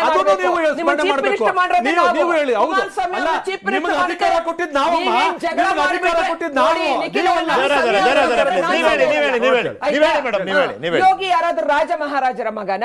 ಇದೇ ಯೋಗಿ ಕಣ್ಣಲ್ಲಿ ಪಾರ್ಲಿಮೆಂಟ್ ಅಲ್ಲಿ ಕಣ್ಣೀರ್ ಹಾಕ್ಸಿಲ್ವಾ? ಇದೇ ಯೋಗಿಗೆ ಕೊಡಬಾರ್ದು ಚಿತ್ರಹಿಂಸೆಯನ್ನ ಮುಲಾಯಂ ಸಿಂಗ್ ಸರ್ಕಾರ ಕೊಟ್ಟಿರ್ಲಿಲ್ವಾ? ಅವತ್ತು ಯೋಗಿ ಹೀರೋ ಅಲ್ಲ, ಯೋಗಿಯನ್ನ ಜನ ಹೀರೋ ಅಂತ ಒಪ್ಕೊಂಡಿದ್ದಾರೆ. ಮೋದಿ ಅವರು ಯಾವ ರಾಜ ಮಹಾರಾಜರ ಮಗ? ಮೋದಿ ಅವರು ಇವತ್ತು ಯೋಗಿ ಅವರು ಬರ್ತಕ್ಕಂಥದ್ದು ಜನತೆಯ ಅಭಿಲಾಷೆ. ನಾನೊಂದು ಹೇಳ್ತೀನಿ, ಏಜ್ ವೈಸ್ ರಾಹುಲ್ ಗಾಂಧೀಜಿ ಅವ್ರಿಗಿರ್ತಕ್ಕಂಥ ಆಪ್ಷನ್ಸ್ ಮೋದಿ ಅವ್ರಿಗಿದೆಯಾ? ಅವರ ಪ್ರಾಯ ಎಷ್ಟು? ನಮ್ಮ ನಾಯಕರ ಪ್ರಾಯ ಎಷ್ಟು? ಯಾಕೆ ಯುವ ಜನತೆ ಅವರಿಂದ ಹೋಗ್ತಾ ಇದ್ದಾರೆ? ಅವರ ಆಡಳಿತ ವೈಖರಿ, ಅವರ ಆದ್ಯತೆ, ಅವರು ಒಬ್ಬ ಒಲಿಂಪಿಕ್ಸ್ ನಲ್ಲಿ ಮೆಡಲ್ ತಂದಂತ ಸ್ಪೋರ್ಟ್ಸ್ ಪೀಪಲ್ಗೆ ಈ ದೇಶದ ಪ್ರಧಾನಿ ನೇರವಾಗಿ ಮಾತನಾಡ್ತಾರೆ ನಿಖಿಲ್. ಆ ಸ್ಫೂರ್ತಿ ತುಂಬುವಂತ ಶಕ್ತಿ, ಆಸಕ್ತಿ ವಹಿಸುವಂತ ರೀತಿ, ಕನೆಕ್ಟಿವಿಟಿ ಜಾಸ್ತಿ ಇದೆ. ಅದನ್ನ ಅವ್ರು ಇವಾಗ ಪ್ರಿಯಾಂಕಾ ಗಾಂಧಿ ಅವರಿಗಿಂತ ಆಕರ್ಷಕವಾದ ನಾಯಕರು ಬೇರೆಯವ್ರಿಗೆ ಬೇಕಾಗತ್ತಾ? ಅವ್ರಿಗೆ ಮಾರ್ಕೆಟಿಂಗ್ ಈಗ ಮಲ್ಲಿಕಾರ್ಜುನ ಖರ್ಗೆಜಿಗೆ ಇಲ್ಲೇ ಅಧಿಕಾರ ತರಕ್ಕಾಗ್ಲಿಲ್ಲ. ಯಾವುದೋ ಒಂದು ವಿಶೇಷ ಸಂದರ್ಭದಲ್ಲಿ ಆ ಪಕ್ಷದ ರಾಷ್ಟ್ರೀಯ ನಾಯಕರಾಗಿದ್ದಾರೆ. ನಾವು ಅದನ್ನ ಗೌರವಿಸ್ತೀವಿ, ನಮ್ಗೆ ಹೆಮ್ಮೆ ಇದೆ. ನಮ್ಮ ಕನ್ನಡಿಗರೊಬ್ರು, ನಮ್ಮ ಹಿರಿಯರೊಬ್ರು ಒಂದು ಅಖಿಲ ಭಾರತ ಒಂದು ರಾಷ್ಟ್ರೀಯ ಪಕ್ಷಕ್ಕೆ ನಾಯಕರಾಗಿದ್ದಾರೆ. ಅದೇ ರೀತಿ ಸನ್ಮಾನ್ಯ ದೇವೇಗೌಡಜಿಗೆ ಕೊಟ್ಟಂತ ಅವಕಾಶ, ಪ್ರಧಾನಿಯಾಗುವ ಅವಕಾಶ ಬೇರೆ ಯಾರಿಗಾದ್ರೂ ಸಿಕ್ಕಿತ್ತಾ? ಯಾವ ರೀತಿ ಈ ಸಬೂಬುಗಳನ್ನ ಹೇಳ್ತಾರೆ ಅಮೂಲ್ ಬಗ್ಗೆ ಮತ್ತು ನಂದಿನಿ ಬಗ್ಗೆ. ಅಮೂಲ್ ಐಸ್ ಕ್ರೀಮ್ ಮಾಡಕ್ಕೆ ನಂದಿನಿ ಹಾಲೇ ತಗೊಳ್ತಾ ಇರೋದು. ನಂದಿನಿ ಹಾಲು ಒಂದು ಪಾಕೆಟ್ಗೆ 1 ಲೀಟರ್ಗೆ 39 ರೂಪಾಯಿ, ಅಮೂಲ್ 54 ರೂಪಾಯಿ. ತನ್ನಲ್ಲಿ ಬುದ್ಧಿ ಇರ್ತಕ್ಕಂಥವ್ರು ಯಾರು ತಗೊಳ್ಳಲ್ಲ.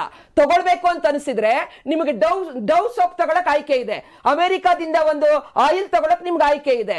ಈಗ ನಾನು ನನ್ನ ನಂದಿನಿ ಪ್ರಾಡಕ್ಟ್ಸ್ ನಮ್ಮ ರೈತರು, ಹೈನುಗಾರಿಕೆ ಮತ್ತು ಸಿಲ್ಕ್ ಏನಿದೆ ನಮ್ಮ ಜೀವನಾಡಿಗಳಾಗಿದೆ, ರೈತರ ಜೀವನಾಡಿ. ಕರ್ನಾಟಕ ಮಾತ್ರ ಅಲ್ಲ, ಆಂಧ್ರ, ತೆಲಂಗಾಣ, ಗುಜರಾತ್ ನಲ್ಲಿ ಹೋಗಿ ನನ್ನ ನಂದಿನಿ ಪ್ರಾಡಕ್ಟ್ಸ್ ಮಾರಬೇಕು ಅಂತ ಹೇಳ್ತಕ್ಕಂಥವ್ರು. ನೀವು ಆ ರೀತಿ ಸೀಮಿತತೆ ಮಾಡಕ್ಕಾಗತ್ತ? ಒಂದು ಪ್ರಧಾನಿಯನ್ನ ಕೊಟ್ಟಂತ ಪಾರ್ಟಿಯವರು ಈ ರೀತಿ ಒಂದು ಕ್ಷುಲ್ಲಕವಾಗಿ ಅದನ್ನ ಅಪಪ್ರಚಾರ ಮಾಡಿದ್ರೆ ಜನ ಏನ್ ನಂಬೋದಿಲ್ಲ.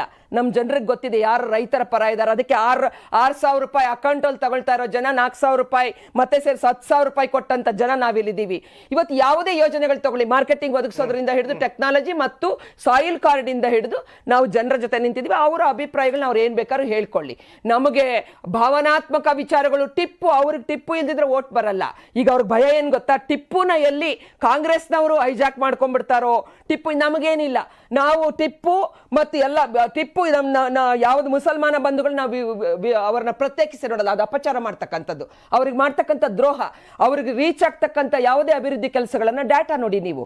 ಸಬ್ಕಾ ಸಾಥ್ ಸಬ್ಕಾ ವಿಕಾಸ್, ಅವರಿಗೆ ಅಲ್ಪಸಂಖ್ಯಾತರಿಗೆ ಸೇರಬೇಕಾದ ಯಾವುದೇ ಸೌಲತ್ತನ್ನ ಬೇರೆಯವ್ರು ಬಳಸ್ಕೊಳಕ್ ಆಗಲ್ಲ.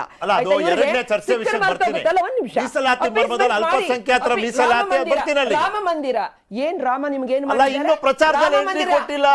ಅಲ್ಲ, ಒಂದು ಇರೋದು ಇಡೀ ವಿಶ್ವದಲ್ಲಿ ಇರ್ತಕ್ಕಂಥದ್ದು ಒಂದೇ ಹಿಂದೂ ಸಮಾಜ. ನಾವು ರಾಮನನ್ನ ಪೂಜೆ ಮಾಡ್ತೀವಿ, ಕೃಷ್ಣನ ಪೂಜೆ ಮಾಡ್ತೀವಿ, ಏನಾದ್ರೂ ಮಾಡ್ತೀವಿ. ನಿಮ್ಗೆ ವಿರೋಧ ಇದ್ರೆ ಹೇಳಿ, ರೋಡಲ್ಲೇ ಹಸುನ್ ಕುಯ್ದು ತಿನ್ಬೇಕು, ರೋಡಲ್ಲೇ ಪ್ರವೋಕ್ ಮಾಡ್ಬೇಕು ಅಂತಕ್ಕಂಥದ್ದು ನಿಮ್ದಿದ್ರೆ ಮುಸಲ್ಮಾನರಾಗೆ ಹುಡ್ತೀವಿ ಅಂತೇಳಿ ದೊಡ್ಡ ಗೌಡ್ರು ಹೇಳಿದ್ರು. ಅದನ್ನ ನೀವು ಸಮರ್ಥಿಸ್ಕೊಳ್ಳೋದ್ರ ನಂದೇನು ಅಭ್ಯಂತರ ಇಲ್ಲ. ನಮ್ಮ ಅಸ್ಮಿತೆ ಏನಿರ್ಬೇಕು, ನಾವು ಏನನ್ನು ಮಾಡಬೇಕು ಅನ್ನೋದನ್ನ ಕೇಳಬೇಡಿ. ನಮ್ಮ ಪಾರ್ಟಿಗೆ ಇವತ್ತು ಕಷ್ಟಪಟ್ಟು ಕಾರ್ಯಕರ್ತರ ಕೆಲಸ ತಾವ್ ಹೇಳಿದ್ರಿ, ತ್ರಿಶೂಲ ಅಂತ ನೀವು ಐಶ್ವರ್ಯ ಅವ್ರಿಗೆ ಹೇಳುವಾಗ ಹೇಳಿದ್ರಿ. ಸಂಘಟನೆ ಹಗಲು ರಾತ್ರಿ, ಚುನಾವಣೆಗೆ ಬಂದು ಟಾಟಾ ಮಾಡಿ ಮತ್ತೆ ಚುನಾವಣೆಗೆ ಬರಲ್ಲ, ನಿರಂತರವಾಗಿ ಕಾರ್ಯಕರ್ತರ ಹೆಗಲ ಮೇಲೆ ಹೊತ್ತು ಅಷ್ಟು ಮಾಡುವಷ್ಟು ಸಂಘಟನಾತ್ಮಕ ಕೆಲಸಗಳನ್ನ ನಾವು ಸದಾಕಾಲ ಮಾಡ್ತಾ ಇದ್ದೀವಿ. ಅದೇ ರೀತಿ ನಮ್ಮ ನಾಯಕರು ನಮ್ಮ ಕರ್ನಾಟಕದಲ್ಲಿ ಮತ್ತೊಮ್ಮೆ ಸ್ವಲ್ಪನೇ, ನಮ್ಮ ಐಶ್ವರ್ಯ ಅದನ್ನ ಒಂದು ತಪ್ಪಾಗಿ ಗ್ರಹಿಸಿದ್ರು. ನಡ್ಡಾ ಅವ್ರು ಹೇಳಿದ್ದು ನಮ್ಗೆ ಸ್ವಲ್ಪನೇ ಅವಕಾಶ ಸಿಕ್ಕಿದ್ದು, ಅಧಿಕಾರದ ಅವಕಾಶ. ಇವರ ಸಮ್ಮಿಶ್ರ ಸರ್ಕಾರ ಪತನಗೊಂಡ ನಂತರ ಇವತ್ತು ಮತ್ತೊಮ್ಮೆ ನಮಗೊಂದು ಅವಕಾಶ ಕೊಡಿ, ನಾವು ಕನಸಿನ ಕರ್ನಾಟಕವನ್ನ, ಶ್ರೇಷ್ಠ ಭಾರತದ ಅಂಗವಾಗಿ ಕರ್ನಾಟಕವನ್ನ ಸರ್ವಾಂಗೀಣ ಅಭಿವೃದ್ಧಿ ಮಾಡಬೇಕು ಅನ್ನುವ ನಿಟ್ಟಿನಲ್ಲಿ ನಮಗೊಂದು ಅವಕಾಶ ಕೊಡಿ ಅಂತ ಹೇಳಿದ್ದಾರೆ. ಸಾವಿರ ಸುಳ್ಳು ಹೇಳಿದ್ರು. ಕರಪ್ಷನ್ ಬಗ್ಗೆ ನನ್ನ ಸಹೋದರಿ ಮಾತನಾಡಿದ್ರು. ಒಂದು ನಿಮಿಷ, ನನ್ನ ಸಹೋದರಿ ಕರಪ್ಷನ್ ಬಗ್ಗೆ ಮಾತನಾಡಿದ್ರು.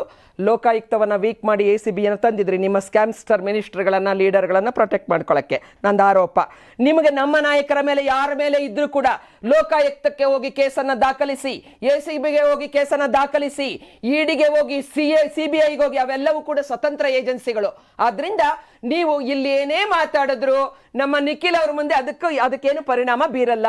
ನಮ್ಮ ಯಾವುದೇ ರೀತಿಯ ಭ್ರಷ್ಟಾಚಾರದ ಆರೋಪಗಳಿದ್ರೆ ಆ ತನಿಖಾ ಏಜೆನ್ಸಿಗಳ ಮುಂದೆ ದಯವಿಟ್ಟು ಕೇಸನ್ನ ದಾಖಲಿಸಿ, ದಯವಿಟ್ಟು ಅದನ್ನ ಅಡ್ರೆಸ್ ಮಾಡೋದಕ್ಕೆ ಒಂದು ಜವಾಬ್ದಾರಿತ ಜಾಗವನ್ನ, ಸ್ಥಾನವನ್ನ, ಒಂದು ಪಾತ್ರವನ್ನು ವಹಿಸಿ ಅಂತ ಹೇಳ್ತೀನಿ. ಬ್ರೇಕ್ ಹೋಗೋಕ್ಕೂ ಮುಂಚೆ ಒಂದ್ ನಿಮಿಷದಲ್ಲಿ ನಿಮ್ಮಿಬ್ಬರಿಗೂ ಅಂತ ಕೇಳ್ತೀನಿ, ಆಯ್ತಾ? ಒಂದು, ಬಿಜೆಪಿ ವಿತೌಟ್ ಮೋದಿ ಈ ಒಂದು ಚುನಾವಣೆ ಕಷ್ಟ ಇದೆ. ಕಾಂಗ್ರೆಸ್ ವಿತೌಟ್ ಸ್ಥಳೀಯ ವಿಷಯಗಳು ಪ್ಲಸ್ ರಾಷ್ಟ್ರೀಯ ನಾಯಕರ ಕೊರತೆ ಅವ್ರಿಗೂ ಕಷ್ಟ ಇದೆ.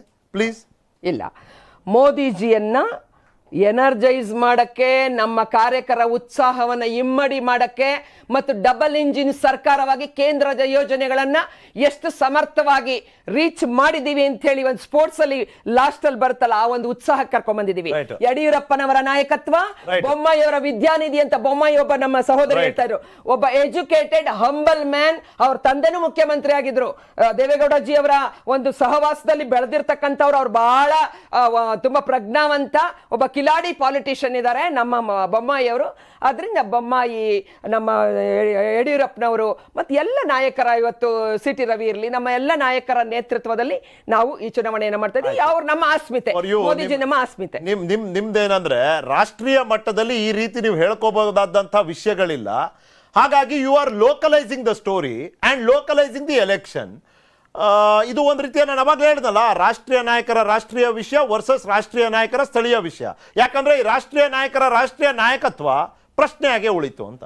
ನಿಖಿಲ್ ಅವರ ಎಲೆಕ್ಷನ್ ನಡೀತಾ ಇರೋದು ಕರ್ನಾಟಕದಲ್ಲಿ. ನಾವು ವಿಚಾರಗಳು, ಕರ್ನಾಟಕದ ವಿಚಾರಗಳು ಎತ್ತಬೇಕೇನು ಕ್ಯಾನಡಾದು ಅಲ್ಲ, ಬೇರೆ ರಾಜ್ಯದ್ದು ಅಲ್ಲ.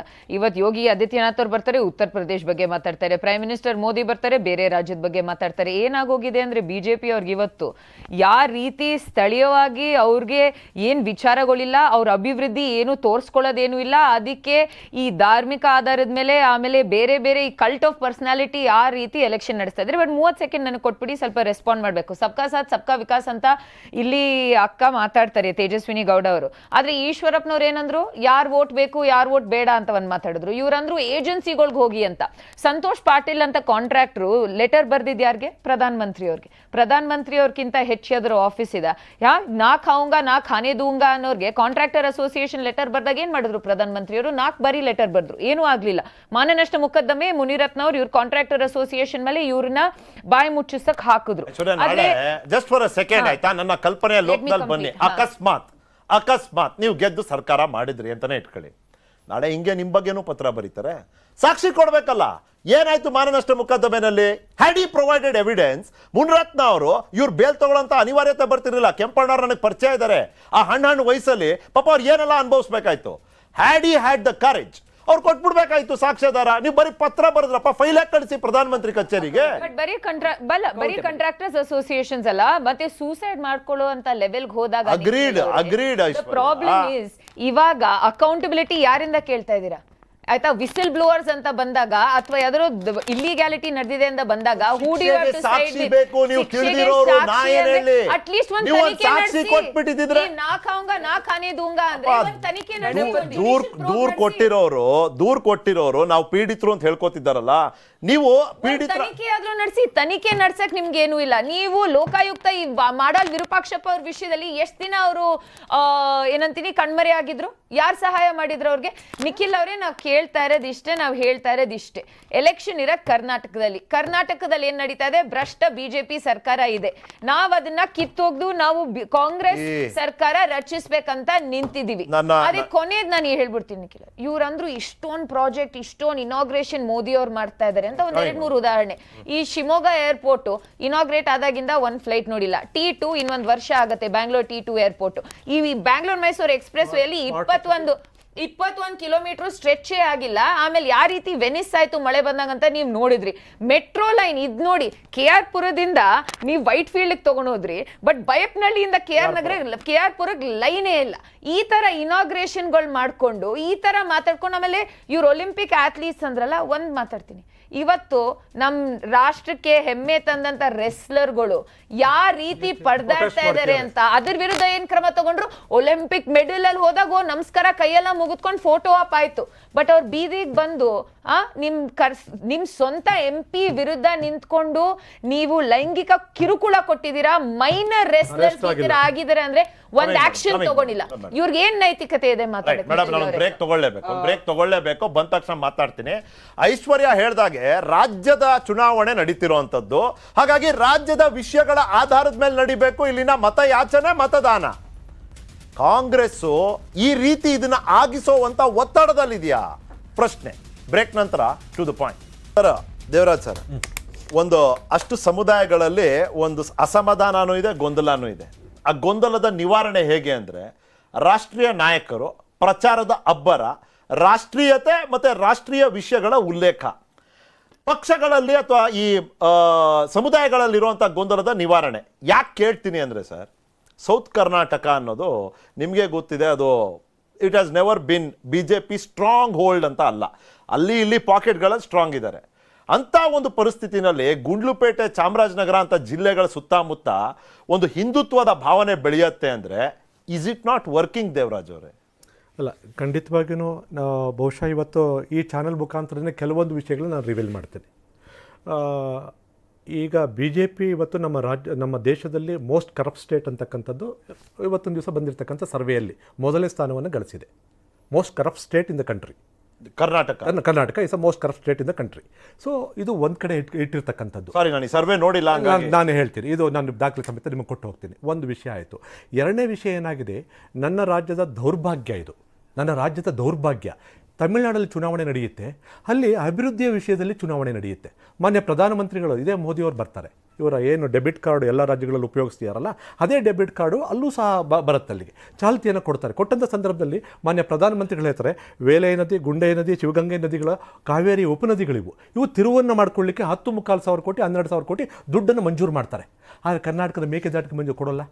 ಆದರೆ ಇಲ್ಲಿ BJP ಇವತ್ತು ನಮ್ಮ ರಾಜ್ಯದಲ್ಲಿ ಇಲ್ಲಿವರೆಗೂ ಚುನಾವಣೆಗಿಂತ ಒಂದು ವರ್ಷ ಅವಧಿಯನ್ನು ನಾವು ತಗೊಳ್ಳಿ, ಎಲ್ಲೂ ಸಹ ನಾನು ಅಭಿವೃದ್ಧಿಯನ್ನು ಮಾಡಿದ್ದೀನಿ, ಅದನ್ನು ಮುಂದಿಟ್ಕೊಂಡು ಚುನಾವಣೆಗೆ ಹೋಗ್ತೀನಿ ಅಂತ ಇವತ್ತಿನವರೆಗೂ ಹೇಳಲಿಲ್ಲ.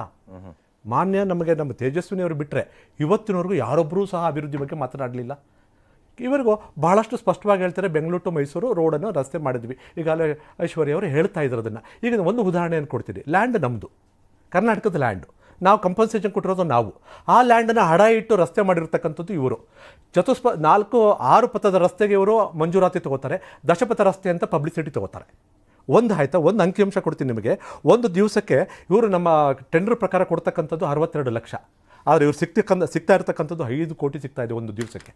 ಎಷ್ಟು % ಲಾಭ ಮಾಡ್ತಿದ್ದೀರಿ? ಇದು ಅಭಿವೃದ್ಧಿನ? ಇದು ನಮ್ಮ ರಾಜ್ಯದ ಜನಕ್ಕೆ ಮಾಡ್ತಕ್ಕಂಥ ಮೋಸ ಅಲ್ವಾ ಇದು? ಯಾರಿಂದ ತೊಗೊತಾ ಇದ್ದೀರಿ ದುಡ್ಡನ್ನು ನೀವು? ನಮ್ಮ ರಾಜ್ಯದಲ್ಲಿ ಇವತ್ತಿನ ದಿವಸ ಒಂದು ವರ್ಷಕ್ಕೆ 4,80,000 ಕೋಟಿ ಕೇಂದ್ರ ಸರ್ಕಾರ ಕೊಡ್ತಿದ್ವಿ. ನಮಗೆ ಕೊಡ್ತಿರ್ತಕ್ಕಂಥ ಭಿಕ್ಷೆ ಎಷ್ಟು? 50,000 ಕೋಟಿ ಕೊಡ್ತಿದ್ರಿ. ಇವೆಲ್ಲ ಮುಖ್ಯ ಆಗಬೇಕಾಗಿರೋದು. ಧರ್ಮ ಮುಖ್ಯ ಆಗಬೇಕಾ? ನನಗೆ ಧರ್ಮ ನನ್ನ ಮನೇಲಿ ನಾನು ಆಚರಣೆ ಮಾಡ್ಕೊತಿದ್ದೀನಿ. ನಾನೊಬ್ಬ ಹಿಂದೂ, ನನಗೆ ಅದನ್ನು ಅವ್ರು ಹೇಳ್ಕೊಡ್ಬೇಕಾ? ಅವರಿಂದ ನಾನು ಕಲಿಬೇಕಾ? ನನ್ನ ಧರ್ಮದ ಬಗ್ಗೆ ನಾನು ಕಲಿಬೇಕಾದ್ರೆ RSS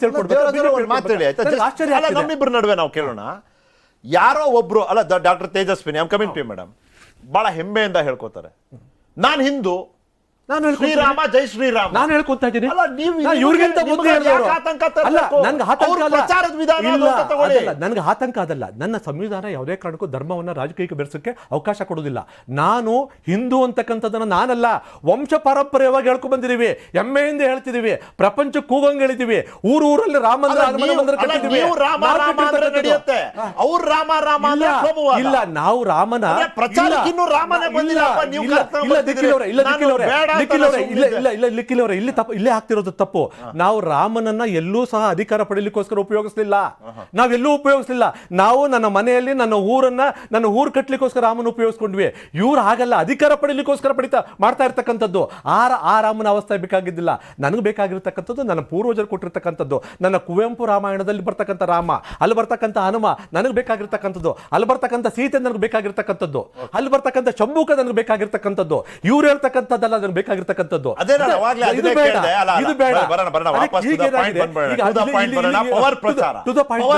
ಈಗ ಪವರ್ ಪ್ರಚಾರಕ್ಕೆ ನಾನು ಬರ್ತಾ ಇದ್ದೀನಿ. ಈಗ ಮಾನ್ಯ ಪ್ರಧಾನಮಂತ್ರಿಗಳು ಇದೇ ರಸ್ತೆಯನ್ನ ಇನಾಗ್ರೇಷನ್ ಮಾಡಿದಂಥದ್ದು. ಈ ರಸ್ತೆಯಲ್ಲಿ ಪ್ರಚಾರ ಅಲ್ಲ, ಅಪಪ್ರಚಾರ ಆಯ್ತಿದೆ ಇವಾಗ. ಏನು, ನನ್ನ ಕರ್ನಾಟಕದ ಜಮೀನು, ನನ್ನ ರಾಜ್ಯದ ಜನತೆಯ ತೆರಿಗೆ ಹಣದಲ್ಲಿ ಕೊಟ್ಟಿರ್ತಕ್ಕಂಥ ಕಂಪನ್ಸೇಷನ್, ಅದು 4 ಪಟ್ಟು ಕೊಟ್ಟಿದ್ದೀವಿ ಕಂಪನ್ಸೇಷನ್, ಒಂದಲ್ಲ ಎರಡಲ್ಲ, 4 ಪಟ್ಟು ಕೊಟ್ಟಿದ್ದೀವಿ. ಆದ್ರೆ ಈ ಲ್ಯಾಂಡ್ ಅನ್ನ ಹಡ ಇಟ್ಟು ಈ ಗುತ್ತಿಗೆದಾರರು ಏನು ಕೇಂದ್ರ ಸರ್ಕಾರದಿಂದ ನೇಮಕ ಬಿಡಿ, ಅದಕ್ಕೊಂದು ಪ್ರಕ್ರಿಯೆ ಇದೆ, ಅದು ನಾನು ಪ್ರಶ್ನೆ ಮಾಡಲ್ಲ. ಆ ಪ್ರಕ್ರಿಯೆಯಲ್ಲಿ ಬಂದಂತ ಗುತ್ತಿಗೆದಾರರು ನನ್ನ ಲ್ಯಾಂಡ್ ಅನ್ನ ಹಡ ಇಟ್ಟು ಈ ರಸ್ತೆಯನ್ನು ನಿರ್ಮಾಣ ಮಾಡ್ತಾರೆ. ರಸ್ತೆ ನಿರ್ಮಾಣ ಮಾಡಿದಾಗ 57 ಕಿಲೋಮೀಟರ್ ರಸ್ತೆ, ಹಳೆ ರಸ್ತೆ ಇದು. ದೇವರಾಜ್ ಅವರೇ, ಒಂದೇ ಪ್ರಶ್ನೆ ನೋಡಿ, ಒಂದೇ ನಿಮಿಷ ಮೇಡಮ್, ನಿಮಗೆ ಬಂದೆ ನೋಡಿ. ದೇವರಾಜ್ ಅವರೇ, ತ್ವರಿತಗತಿಯಲ್ಲಿ ಸೀಮಿತ ಅವಧಿಯಲ್ಲಿ ಶಂಕುಸ್ಥಾಪನೆನೋ ಅವರೇ, ಉದ್ಘಾಟನೆನೋ ಅವರೇ ಮಾಡಿ ಪ್ರಚಾರ ತಗೋಬಾರ್ದು ಅಂತ ನಿಮ್ಮ ನಿರೀಕ್ಷೆ ಸರಿ ಇದೆಯಾ? ಉತ್ತರ ಕೊಡಬೇಡಿ. ಒಂದ್ ಸೆಕೆಂಡ್ ಹೇಳ್ಬಿಡ್ತೀನಿ. ಪ್ರಚಾರ ತಗೋಬಾರ್ದು ಅಂತ ಖಂಡಿತ ನಾವು ಹೇಳೋದಿಲ್ಲ. ಆದ್ರೆ ನಾವು ಮಾಡಿದಂತದ್ದು ಹೇಳಿ, ನಾವು ತಾನೇ ಲ್ಯಾಂಡ್ ಕೊಟ್ಟವರು. ತ್ವರಿತಗತಿಯಲ್ಲಿ ದೇಶದಲ್ಲಿ ಯಾವುದೇ ಲಿಟಿಗೇಷನ್ ನಾವು ಒಂದು ನೀವು ಅವ್ರಿಗೆ ಉತ್ತರ ಕೊಡಿ. ನಾನು ಇನ್ನೊಂದು ಕೇಳೋದೇನು ಅಂದ್ರೆ, ಕಾಂಗ್ರೆಸ್ ಮತ್ತೆ ಜೆಡಿಎಸ್ ಮೇಲೆ ಇರುವಂತ ಒತ್ತಡ ಏನು ಅಂದ್ರೆ, ಸ್ಥಳೀಯತೆ ಅನ್ನೋದನ್ನ ಎತ್ತಿ ಹಿಡಿಬೇಕಿಂತ ಸಂದರ್ಭದಲ್ಲಿ ಅದು ನೀವು ಮಾಡಬೇಕು. ನಮಗ್ ನಿಮ್ಮಿಂದ ನಿರೀಕ್ಷೆ ಇದೆ, ಆದ್ರೆ ನಿಮ್ಗೆ ಒಂದು ಆಯ್ಕೆ ಇದೆ. ನೀವು ರಾಷ್ಟ್ರೀಯತೆ ಈ ರೀತಿಯ ಒಂದು ಎಕ್ಸ್ಟೆನ್ಷನ್ ತಗೋಬಹುದು. ಇಲ್ಲ ನಿಖಿಲ್ ಅವರೇ, ಥ್ಯಾಂಕ್ ಯು ಅವಕಾಶ ಕೊಟ್ಟಿದ್ದಕ್ಕೆ. ಪ್ಲೀಸ್. $21 ಬಿಲಿಯನ್ FDI 5 ವರ್ಷದಲ್ಲಿ ಬಂದಿತ್ತು ಕಾಂಗ್ರೆಸ್ ಸರ್ಕಾರದಲ್ಲಿ. 21-22 $21 ಬಿಲಿಯನ್ ಬಂತು. ಕರ್ನಾಟಕ ಸರ್ಕಾರ ಪರ್ಫಾರ್ಮ್ ಮಾಡದೇ ಇದ್ರೆ, ಹೂಡಿಕೆಗೆ ಪೂರಕವಾಗಿ ವಾತಾವರಣ ಇಲ್ದಿದ್ರೆ ಆ ರೀತಿ ಇನ್ವೆಸ್ಟ್ಮೆಂಟ್ ಬರ್ತಿರ್ಲಿಲ್ಲ. ಗ್ಲೋಬಲ್ ಇನ್ವೆಸ್ಟ್ ಮೀಟಲ್ಲಿ 10 ಲಕ್ಷ ಕೋಟಿ ನಮಗೆ ಇಲ್ಲಿ ಇನ್ವೆಸ್ಟ್ಮೆಂಟ್ ಮಾಡಲಿಕ್ಕೆ ತೋರಿಸಿ, ಈಗಾಗಲೇ 3 ಲಕ್ಷ ಕೋಟಿಗೆ ನಾವು ಕಮಿಟ್ ಆಗಿದ್ದೀವಿ. ಆಮೇಲೆ ಅಣ್ಣ ಹೇಳ್ತಾ ಇದ್ರು, ದೇಶದಲ್ಲಿರುವ 100 ಯೂನಿಕಾರ್ನಲ್ಲಿ 19 ಯೂನಿಕಾರ್ನ್ ಬ್ಯಾಂಗ್ಳೂರಿಗೆ ಬಂದಿದೆ. $333 ಬಿಲಿಯನ್ ಇದು ಕರ್ನಾಟಕ. HAL ಯೂನಿಟ್ ಕರ್ನಾಟಕದಲ್ಲೇ ಮಾಡಿರ್ತಕ್ಕಂಥದ್ದು. 8,150 ಕೋಟಿ ಖರ್ಚು ಮಾಡಿ ಅಣ್ಣ 6 ಪಥ ನೋಡಿದ್ದಾರೆ, 2 ಪಥಗಳು ನಾನು ಇವತ್ತು ಬಂದೆ ರಾಮನಗರದಿಂದ. ಯಾಕಂದ್ರೆ ರಾಮನಗರ ಎಲ್ಲವನ್ನೂ ಕೊಟ್ಟಿದೆ.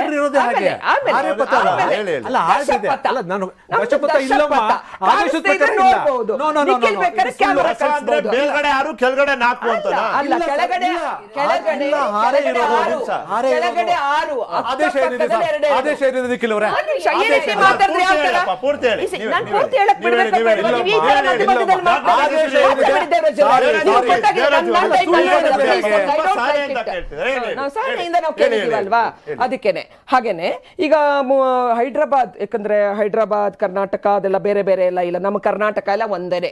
ಕರ್ನಾಟಕದ GST ಕೊಡ್ತೀವಿ, ಕರ್ನಾಟಕ ಭಿಕ್ಷೆ ಆ ಥರ ಏನಿಲ್ಲ. ಅದಕ್ಕೆ 30,000 ಕೋಟಿ ಖರ್ಚು ಮಾಡಿ ಹೈದ್ರಾಬಾದ್ ಕರ್ನಾಟಕದಿಂದ ಬೆಂಗಳೂರಿಗೆ ಬರೋ ರಸ್ತೆಯಲ್ಲಿ 12 ಗಂಟೆ ಬರ್ತಾ ಇದ್ದಂಥ ಸಮಯ ಇವತ್ತು 7 ಗಂಟೆಗೆ 5 ಗಂಟೆಗೆ ಬರುವಷ್ಟರ ಸುವ್ಯವಸ್ಥಿತ ರಸ್ತೆ ಮಾಡಿದ್ದು ಇವ್ರು ಮಾಡಬಹುದಾಗಿತ್ತು, ಮಾಡಲಿಲ್ಲ.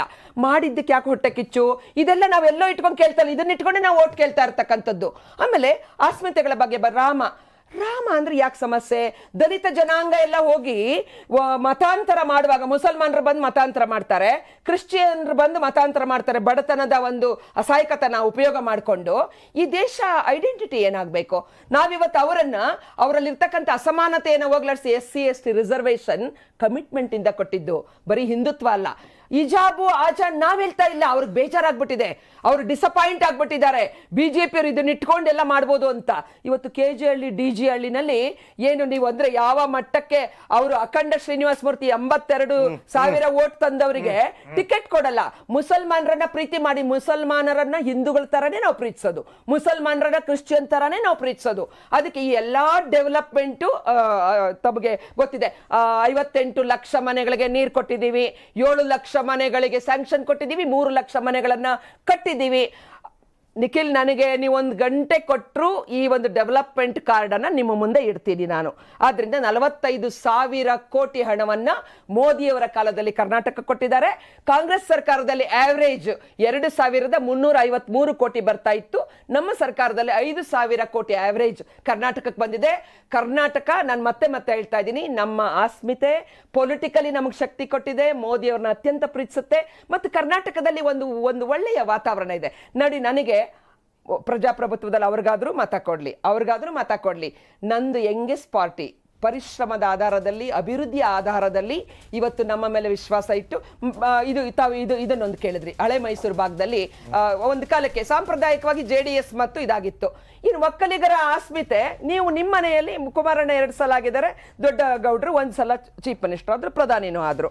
ಇವತ್ತು ಕುಮಾರಣ್ಣನ ಚೀಫ್ ಮಿನಿಸ್ಟರ್ ಮಾಡ್ಬೇಕಾದ್ರೆ ನಮ್ಮ ಜೊತೆ ಕೊಯ್ಲೇಷನ್, ಅದಾದ್ಮೇಲೆ ಕಾಂಗ್ರೆಸ್ ಜೊತೆನೂ ಸೇರ್ಕೊಂಡು ಇನ್ನೊಂದ್ಸಲ ಆಗಿದ್ದೀರಾ. ನಿಮ್ಗೆ ಯಾವ ನೈತಿಕತೆ ಇಲ್ಲ ಅದ್ರ ಬಗ್ಗೆ ಮಾತನಾಡಕ್ಕೆ. ಎರಡನೇದು, ನಿಮಗ್ ಸರ್ಕಾರದಲ್ಲಿ ಇರ್ಬೇಕಾಗಿತ್ತು, ನೀವು ನಿಮ್ ಜೊತೆ ನೀವು ನಮ್ಮ ಮನೆಗೆ ಬಂದವರು. ಅಲ್ಲ, ಹಂಗಲ್ಲ. ಅವ್ರಿಗೆ ಸರ್ಕಾರ ಯಾರ ಮನೆಗೆ ಬಂದ್ರು ಅನ್ನೋದು ನನ್ನ ಪ್ರಶ್ನೆ ಅಲ್ಲ ಸರ್. ಅವ್ರಿಗೆ ಸರ್ಕಾರದ ಭಾಗ ಆಗ್ಬೇಕಾಯ್ತು, ನಿಮ್ ಜೊತೆ ಬಂದ್ರು. ಇವ್ರಿಗೆ ಅವ್ರ ಸರ್ಕಾರದ ಹೊರಗೆ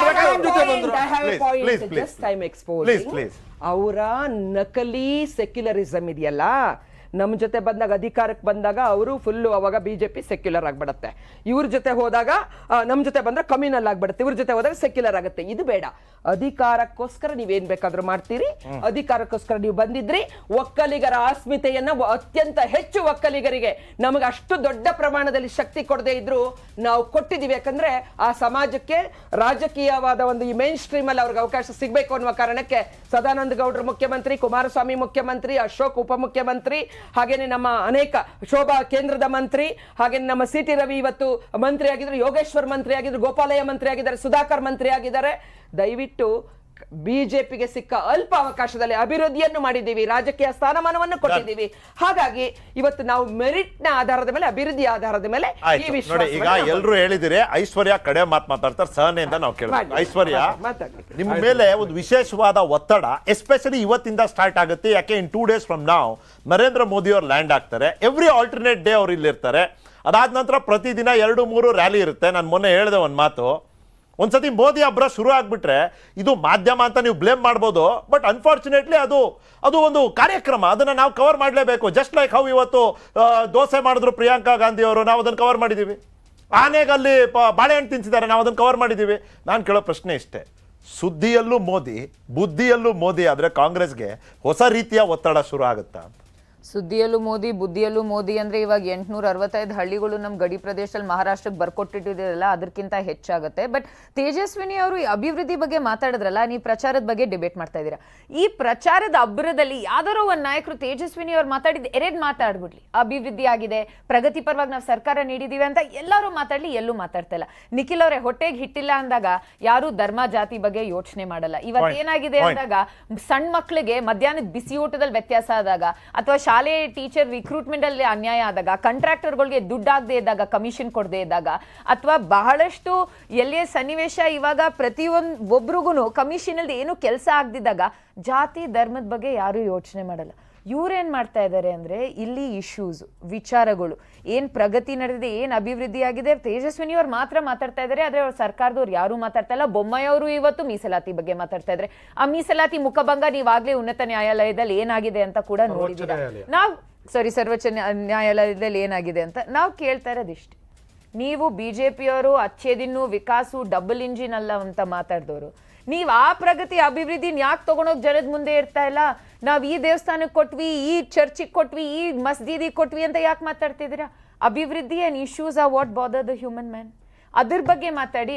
ಬಟ್ ಇವರು ಧಾರ್ಮಿಕ ಮತ್ತೆ ಜಾತಿವಾದ ಆ ರೀತಿ ಇಶ್ಯೂಗಳಿಗೆ ಮೊರೆ ಹೋಗ್ತಾ ಇದ್ದಾರೆ. ಯಾಕಂದ್ರೆ ದೇ ಆರ್ ಬ್ಯಾಂಕ್ರಪ್ಟ್ ಅದರ್ವೈಸ್. ಅಲ್ಲ, ನಾವ್ ಇವತ್ತು ಕೇಳ್ತಾ ಇರೋದಷ್ಟೇ ಇರೋ ವಿಚಾರಗಳು. ಮತ್ತೆ ನನ್ನ ಹತ್ರ ಐಶ್ವರ್ಯ ನನ್ನ ಹತ್ರ ಸಮಯ ಇಲ್ಲ, ಮೀಸಲಾತಿನ ತಗೊಳ್ಳೋನಿದ್ದೆ ನಾನು, ಬಟ್ ಇವತ್ತು ನನ್ನ ಹತ್ರ ಸಮಯ ಇಲ್ಲ. ಒಂದು ಉಲ್ಲೇಖ ಮೀಸಲಾತಿ ಮಾಡಿದ್ರು. ಬಗ್ಗೆ ನಿಮಗೂ ಅಷ್ಟು ಈಸಿ ಇಲ್ಲ. ಯು ಮೇ ಥಿಂಕ್ ಇದು ಪೊಲಿಟಿಕಲಿ ನಿಮಗೆ ಲಾಭ ತರುತ್ತೆ ಅಂತ. ನಿಖಿಲ್, ಅವರು ಒಂದು line. ಅದೇ ಅನ್ಕೊಂಡಿರ್ಬೋದೇನೋ ಈ ಮೀಸಲಾತಿ ನಿರ್ಧಾರ ಐಶ್ವರ್ಯ ಅದನ್ನ ಮಾಡಿದಾಗ. ಉಲ್ಲೇಖ ಮಾಡಿದ್ರು. Unfortunately, ಯಾವ ರಾಜಕೀಯ ಪಕ್ಷನೂ ಮೀಸಲಾತಿ ವಿಷಯದಲ್ಲಿ ರಾಜಕೀಯ ಲಾಭ ಪಡ್ಕೊಳ್ಳೋದು ಸುಲಭ ಅಲ್ಲ, ಆಲ್ಮೋಸ್ಟ್ ಅಸಾಧ್ಯ ಇದೆ. Please Nikhil, madam, 30 seconds.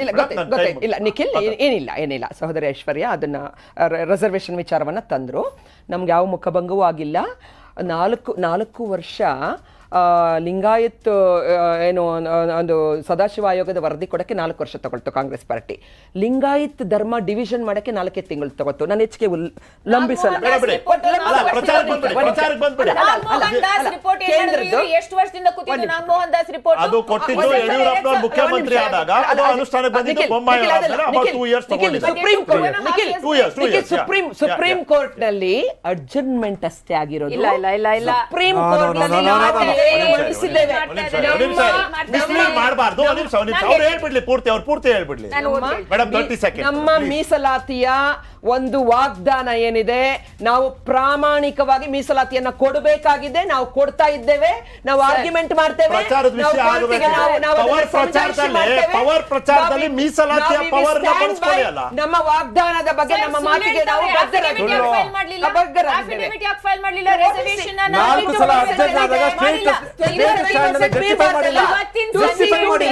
ಅವರು ಓಬಿಸಿಗಳಲ್ವಾ? ನಿಖಿಲ್ ಅವರೇ, ಒಂದು ಸುಳ್ಳನ್ನ ಹೇಳ್ತಿದ್ದಾರೆ ನನ್ನ ಹತ್ರ. ಮೀಸಲಾತಿ ತಗೊಳ್ಳೋದಿಲ್ಲ ಇವತ್ತು ಬರೀ ಪ್ರಚಾರದ ವಿಷಯ. ಕ್ಷಮಿಸಿ. ಅಲ್ಲ, ಅದನ್ನ ನಾನು ನಾಳೆ ತಗೊಂಡ್ರೆ ವಿಷಯ ನಿಮ್ಮನ್ನು ಕರೆದೇ ಕರಿತೀನಿ. ಕ್ಷಮಿಸ್ಬಿಡಿ, ಇವತ್ತು ಅಂತ ಸಮಯ ಆಯ್ತಿದ್ದು ಅಷ್ಟೇ. Aishwarya, thank you. Doctor Tejaswini, thank you. Aishwarya, thank you. Devaraj ಅವರೇ, ಪವರ್ ಪ್ರಚಾರದ ಶುರು ಇವತ್ತಿನಿಂದ. ಈ ಪವರ್ ಪ್ರಚಾರ ಎಲ್ಲ ಪಕ್ಷಗಳಿಂದನೂ ಆಗ್ತಿದೆ. ಆದರೆ ಈ ಪವರ್ ಪ್ರಚಾರದಿಂದ ಪವರ್ ಯಾರ ಕೈಗೆ ಸೇರುತ್ತೆ ಅನ್ನೋದು ಮೇ 13 ಗೊತ್ತಾಗುತ್ತೆ. ನೋಡ್ತೀರಿ ನ್ಯೂಸ್ 18, ಜಾಲ ನಮ್ಮದು, ಬಲ ನಿಮ್ಮದು.